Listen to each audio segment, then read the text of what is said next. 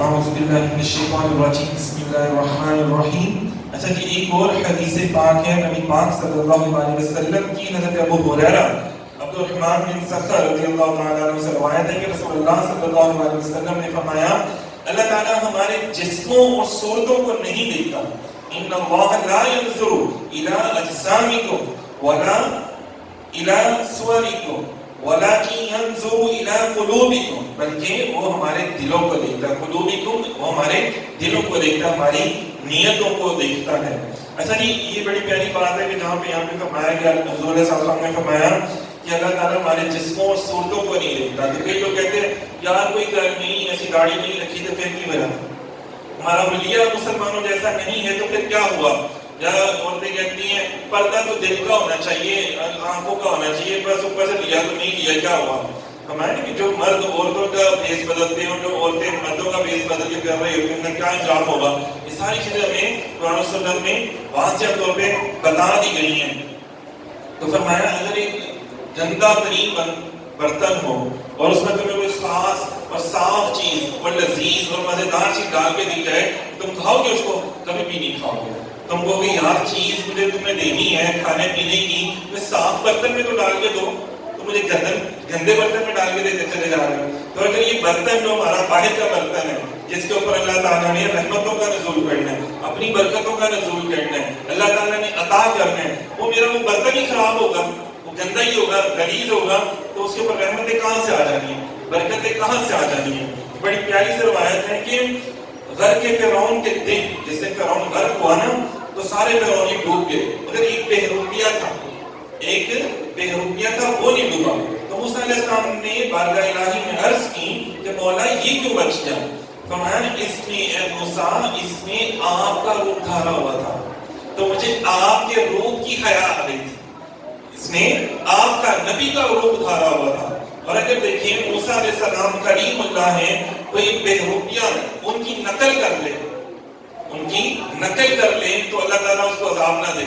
تو اگر میں اور آپ ہم نبی پاک صلی اللہ علیہ وسلم کی سنتوں کو ادا کریں گے، حضور کی نقل کریں گے، تو اللہ تعالیٰ کہ وہ تو سید الانبیاء ہیں، امام الانبیاء ہیں اور سب سے زیادہ محبوب رب العالمین ہیں. جو محبوب کی سنت کو ادا کرو گے تو آپ یقین کریں اللہ تعالیٰ آپ کے اوپر اپنی رحمتوں کے دروازے بھی کھول دے گا، برکتوں کے بھی دروازے کھول دے گا. ظاہری صورت میں دیکھنے میں ہم حضور جیسے لگنا شروع ہو جائیں گے نا، تو اللہ تعالیٰ فرمائے گا کہ یار یہ میرے نبی کی سے نقلت آنا شروع کر دی ہے، تو چلو اب اس کو نواز دو. اب یہ جو خاتون ہے اسے میرے نبی کی جو باتیں ہیں احادیث اور پر عمل کرنا شروع کر دیا، اسے سیدہ پاک کی نقل اتارنا شروع کر دی ہے، تو چلو اب اس کو نواز دو. تو یہ دیکھیں کتنی پیاری سی بات ہے کہ فرمایا کہ جو بندہ جس سے مشابہت رکھتا ہے نا اس کے ساتھ ہی جائے گا. تو فرمایا آپ کفار سے مشابہت رکھنے کی بجائے اللہ والوں سے مشابہت رکھیں، اللہ والوں سے اپنی مشابہت رکھیں، اپنے لباس میں، اپنے کردار میں، اپنی بول چال میں. بدماشوں جیسے گفتگو نہیں کریں، بٹن کھول کے نہیں بیٹھیں، بلکہ ادب سے بیٹھیں، اپنی گریبان کے بٹن بند کر کے بیٹھیں. ہمارے یہاں پر کیا ہوتا ہے گریبان کے بھی بٹن کھولے ہوتے ہیں سارے. آج تو ویسے گرمی ہے تو دل کر رہا ہوتا ہے ساری چیزیں لا کے بیٹھے، کوئی شرم و حیا کوئی چیز، کوئی ہمیں یہ نہیں ہوتا کہ یار کس کے سامنے ہمیں کیسے جانا. کوئی خواتین بیٹھی ہیں، وہ بھائی بچے بیٹھے ہیں، مطلب کیسے ہم نے گلی میں کیسے نہیں کرنا، ہمیں کوئی تمیز ہی نہیں ہوتی. تو یہاں پہ دیکھو ہمیں طریقہ سلیقہ لباس پہننے کا بھی بتایا جا رہا ہے، ہمیں ہر چیز یہاں پر بتائی جا رہی ہے. تو فرمایا اللہ تعالیٰ ہمارے جسموں اور صورتوں کو نہیں دیکھتا کرتا بلکہ تمہاری نیتوں کو دیکھتا. اللہ تعالیٰ فرماتا ہے جو بہت ہی بڑے پیارے خوبصورت بھی ہیں، سب کچھ ہے، اللہ تعالیٰ خوبصورتی کے اوپر نوازتا ہی بلکہ اللہ تعالیٰ نوازتا ہے تو نیتوں پر نوازتا. ورنہ تو ابو لہب کون تھا؟ لہب کہتے ہیں، پتہ وہ کسی سے کہتے ہیں، لہب کہتے ہیں ابو لہب جو تھا نا بڑا گورا چٹا تھا اور اس کے جو گالیں تھی نا وہ بڑے سرخ تھی، تو اس عربی میں اس کو لہب کہہ کے پکارا جاتا ہے. جس طرح انگارے نظر آ رہے ہوتے تو بڑا خوبصورت تھا، عرب کا بندہ تھا، بڑا خوبصورت تھا، حضور کا رشتہ دار بھی ہے. لیکن اندازہ کریں اللہ کو پسند نہیں، جسم پسند نہیں، نیت اللہ کو پسند ہے. تو کیا ہوا؟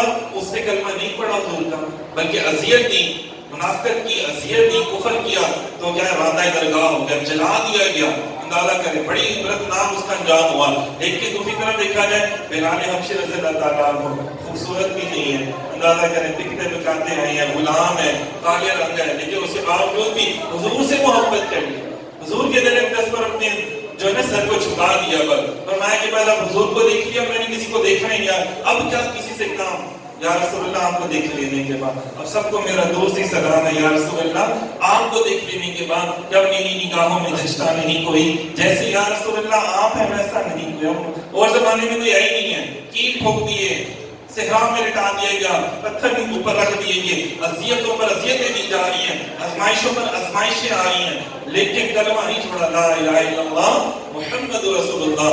تو یہاں پہ دیکھیں اللہ تعالیٰ جسموں کو نہیں دیکھتا کہ خوبصورت ہے، بدصورت ہے، کیا ہے، کالا ہے، گورا ہے، چٹا ہے، اونچا ہے، لمبا کیا ہے، تو میں محبوب جو آپ کے در پر آ گیا بس وہی بخشا جائے گا، جس کی نیت اچھی ہوگی نا، جس کے اندر منافقت نہیں پائی جائے گی، جو آمنوا وعملوا الصالحات بھی کرے گا، اور جو آپ کے در ایک دس پر حاضر ہو جائے گا، فرمایا تم گناہ کرو تھک کے بس میرے محبوب کے پاس آ جاؤ، پھر دیکھو تمہارے پہ کتنا کرم ہو جائے، اور نیت یہ ہو کہ محبوب کے در پر آئے تو اللہ تعالیٰ بخشے گا، ضرور بخشے گا، عطا کرے گا، کیونکہ اللہ اپنے محبوب کی حیا کرتا ہے، اللہ اپنے محبوب سے محبت کرتا ہے۔ بس دعا ہے اللہ تعالیٰ مجھے آپ کو ہم سب کو بھی اخلاص والی جو نیت ہے اللہ تعالیٰ عطا فرمائے، اور دین اسلام پر عمل کرنے کی توفیق عطا فرمائے، حضور صلی اللہ علیہ وسلم کی سچی محبت عطا فرمائے۔ بہت شکریہ، جزاک اللہ خیر۔